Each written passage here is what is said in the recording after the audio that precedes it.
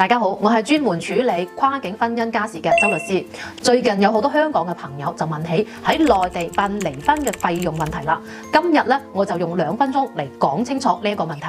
香港人喺內地離婚主要係涉及2類型嘅費用，第一就係必須要交嘅法院訴訟費，第二唔一定需要嘅就係律師費啦。咁關於法院嘅訴訟費，基礎嘅費用係喺50蚊到300蚊之間，財產越多嘅費用就越高。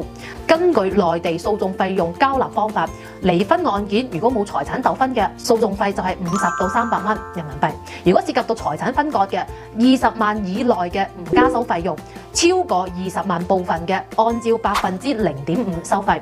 舉個例啦，如果財產總值係100萬嘅，計算嘅方式咧就係300蚊嘅基礎費用加上80萬乘以0.5%，等於4300蚊啦。第二係關於律師費嘅，有2種收費模式，按照實際情況進行選擇。按照廣東省律師收費標準，分為2種類型。第一種類型就係定額收費，主要係針對簡單案件嘅，唔涉及到財產糾紛或者案情比較簡單嘅，就係3000到2萬蚊之間。如果係涉及到香港或者係異地辦案嘅，會適當加收。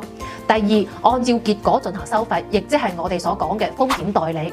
針對財產分割部分咧，係可以適用風險代理嘅。咁佢嘅收費標準咧就係10萬蚊以下嘅，按照8%到12%進行加收。